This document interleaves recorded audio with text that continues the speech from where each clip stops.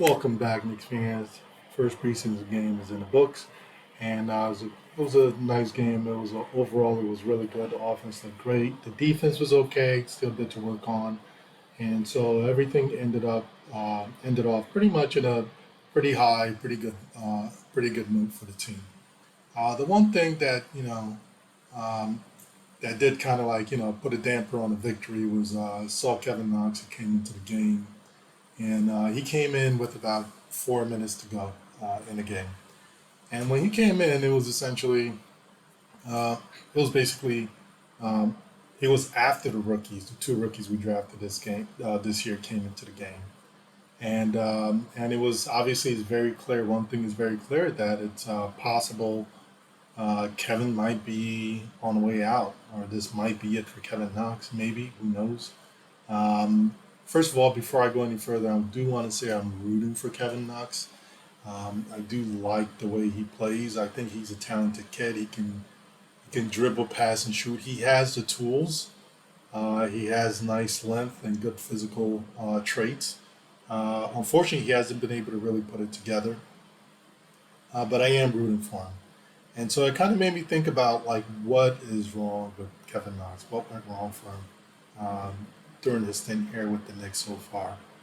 And the one thing I can think of was uh, when I looked at, there was a video that was going around, and Kevin Knox, it was early in the summer, or maybe halfway through the summer, and it showed him working out. He was working out with with a trainer, and there was another player there with him. And during the workout, Kevin Knox, he always moves. He doesn't even move at half speed sometimes. Sometimes he kind of moves at a slower speed. Um, I don't know if it's because he's so smooth with it and like it just looks too easy, but he's not moving that slow, and it just looks slow because he's so smooth. I don't know, but no, I don't think that's the case because the other player that he was training with was just moving at a different pace.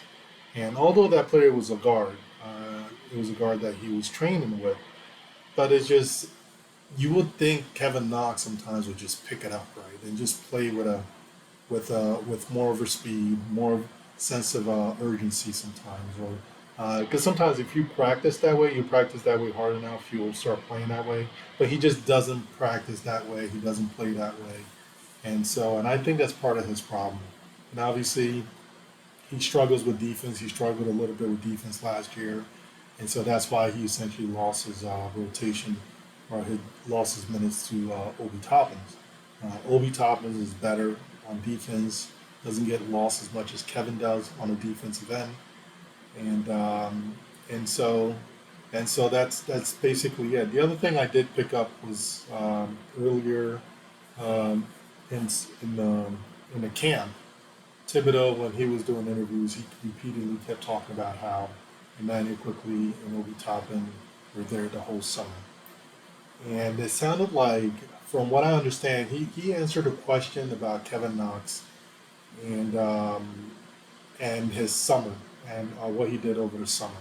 The coach did, and of course, Kevin did have COVID early after the season ended, and then after recovery, I think he trained down in Florida.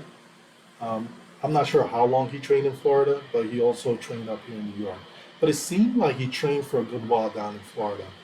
And honestly, I don't know if Thibodeau liked that. I don't think Thibodeau liked that. I think Thibodeau would have probably preferred for Kevin Knox to be up in New York the whole summer after he recovered from COVID. But of course, Kevin didn't do that, and I have a feeling like Thibodeau is basically is it's kind of like a little strike against Kevin on that because the two rookies that needed a lot of work, they spent the whole summer in New York making sure they got the right work in, they were trained properly, and so but Kevin Knox seemed like he trained in Florida a lot and also trained in New York, but mostly in Florida. And so I think that's kind of like, that's working against him as well. And of course, like I already said, it's his defense also was an issue. And I think, the fact that he's not a gym rat either, kind of like, I don't think Thibodeau liked that. So Thibodeau might think like, okay, he's not doing everything I needed to do. The other thing I also noticed in one of the press conferences was Thibodeau was talking about the way. both Thibodeau talked about uh, the summer league and the way Kevin Knox talked about this. Kevin Knox talked about it as though it was a pickup game, and Thibodeau was talking about summer league in more of a serious manner, like it's a real life game situation where you can basically practice everything you've been working on in a game situation. And so it seems like they're not really on the same page. And so that's the other thing I noticed about Kevin. And so how did Kevin get here? I do think this is essentially his psyche, his character, his psychology. He's just kind of like a laid back individual. And so there's not much you can do about that because that's who he is, right? But however, the way he plays on the court, I think you can change that a little bit, or it could maybe they could have changed it a little bit. But unfortunately for Kevin, when he was drafted, you know, um, Fizdale was the coach, and Steve Mills and Perry was running the show. And I know a lot of people have forgiven, basically people can't stand Steve Mills, who's already out of here. People have forgiven Perry because Perry's, I guess, I'm not sure exactly why, but Perry does know how to recognize talent, so I give that to him. So I think he's a pretty good talent evaluator, right? So he has that part right. But Perry was there to add, basically to advise, Mills and the organization, especially on everything related to the players, and that also includes training the players and making sure they had a fully staffed development team. Obviously, they didn't have a fully staffed development team. They also hired David Fizdale and Keith Smart. And if you look at the track record for Fizdale and Keith Smart, it's not very good. And so you can basically say, okay, uh, you can see like well, I can understand how Kevin turned out the way he did. Look who basically coached them and trained them his first uh, 2 years or so in the league. And you honestly you can't. In some ways, you do have to put the blame on the organization as well, right? And so, because if you look at, for example, you look at Fizdale and Keith Smart, the track record they have. Remember, now reports are coming out. Actually, reports been came out for a while now, for a few months, that when they drafted R.J. Barrett obviously, he has a good team around him, and he also had trainers. Worked before the season began, his rookie year, was working hard at his shot. He came in, and David Fizdale and his training team decided to change R.J. Barrett's shooting motion, and that's why R.J. Barrett had such a terrible shooting percentage his rookie year. You know, and I honestly I was very surprised how terrible like R.J. Barrett was shooting and how much he struggled at the line because he didn't even struggle that bad when he was at Duke. I watched quite a few of the Duke games, and I was pretty familiar with like how R.J. Barrett played, and I was very surprised to see how poorly he shot the ball, especially when he was with the Knicks. And so, of course, now we find out because the coaching staff, David Fizdale and Keith Smart, basically worked on his shooting motion, and apparently, he struggled as a result. And of course, the other person was Dennis Smith Jr. This one really, shocked me, kind of annoyed me too, because of course we all know Dennis Smith Jr. is not a great basketball player, right? And he's not a great student of the game either. And but however, Dennis Smith Jr. has a lot of confidence and also had a lot of, I think, had love and joy for the game of basketball. And I remember when he first came to the Knicks, when he got traded. I mean, he played. He was excited, played with a lot of bounce. But then they worked over the summer with Dennis Smith Jr.'s shooting motion as well.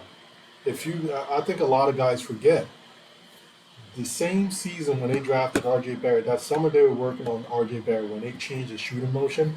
They were basically working with Dennis Smith Jr. on his shooting motion as well, and that was a total disaster. Dennis Smith Jr. lost his confidence on the court. It seemed like he didn't even know how to play basketball anymore. He struggled sort of dribbling the ball. And I played a little basketball before, and I tried. I wasn't very good, but I remember trying. I remember practicing, And the one thing I know about basketball, when you introduce a new motion or something new you're not used to doing, that's not fluid, that's not a part of like how you move, it creates a lot of hesitation in how you move on a basketball court and your ability to play the game smoothly. And so Dennis Smith Jr., the fact that they changed his shot, he wasn't comfortable with it, and it was just a miserable fail. And so that there are two players that we know that coaching staff directly worked with. Two players that we know they worked with on the shot that ended up that where it ended up being a disaster, and it just didn't work. And so Kevin Knox, although the issue wasn't with his shooting, I just think the fact that he got drafted to the Knicks when Mills, Perry, and Fizdale was running the show was just really baffling. There's some players where they have a really good head on their shoulder and they have the right support, and so because they have the right support and around them and also good trainers and good advisors, they end up being okay. They end up developing. They end up being okay, even if the team is horrible. It can happen to some players, and R.J. Barrett is one of those. Although R.J. Barrett had a terrible rookie year, and we know why now. But if you look at R.J. Barrett, he has basketball in his family. And his father has basically runs, I guess, the Canadian Olympic team or something like that. And then also he's Steve Nash's godson. And so he has a lot of advisors, a lot of people, advising him, trying to help that would, help him with his game or at least point him in the right direction or set him up with the right trainers. Um, but it's different if you don't have a family that's all basketball, right? And you don't have the right people advising you. And you're 18 years old, you get drafted to a team. You just turned 18, or, yeah, you basically just turned 18 with a lot of these kids these days, the one and done from college. And so it's so basically you don't have parents that are basically basketball coaches or even know any trainers, and so you come to these terrible organizations, and in these organizations, the bad ones, they just don't know what they're doing and they don't know how to develop talent. And so if you get drafted to one of these organizations and you don't have a good team around you, you're pretty much done, you know. And you could just tell that's why guys come into the league and he's like, wow, I wonder what happened to that guy. You know, well, he got drafted to the Minnesota Timberwolves, or he got drafted to the New York Knicks. And so that's just how it goes. And so I think that's really the story of Kevin Knox. I think he just, unfortunate for him.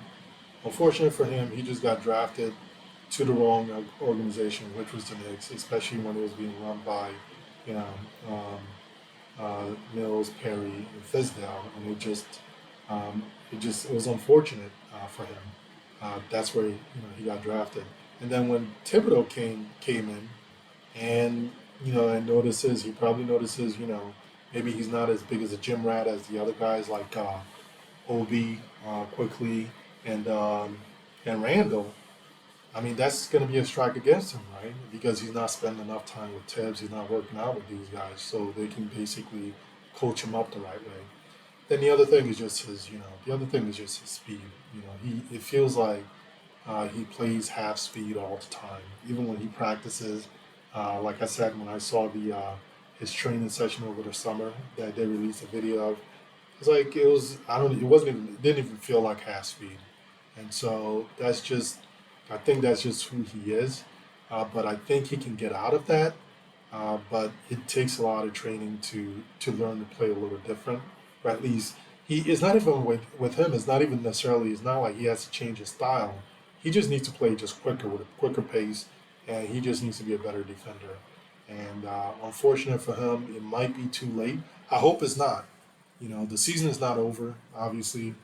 So I'm not, by no means, am I writing off Kevin Knox. This isn't you know, his obituary as a player on the Knicks. I'm not saying his stint is over. I'm not saying his career with the Knicks is dead. So please, don't take it that way. But it is feeling that way, and I really do hope that he's able to turn it around. And I definitely root for him, but it definitely doesn't look good. He came in essentially. this preseason game, he came in after the two rookies we drafted came in.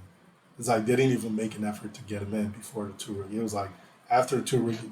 So the priority was the two rookies, and then Kevin Knox was the priority after the two rookies.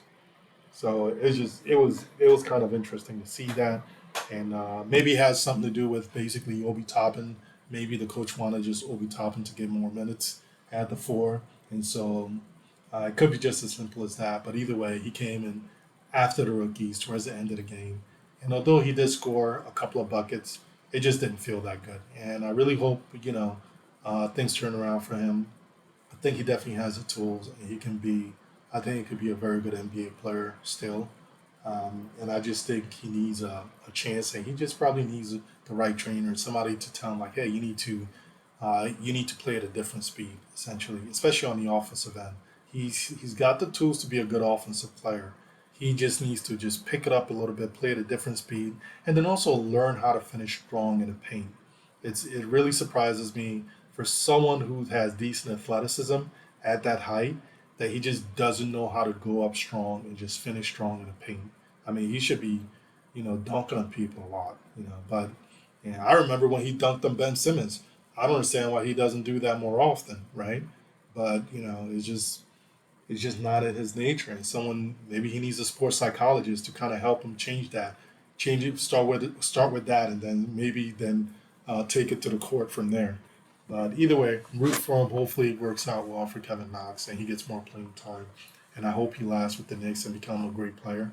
But right now, it's not looking like it. Thank you guys. Please tell me what you think. Like and subscribe. Um, I'll be more than happy to respond to your comments below. So feel free to make comments. Thanks. Have a good one.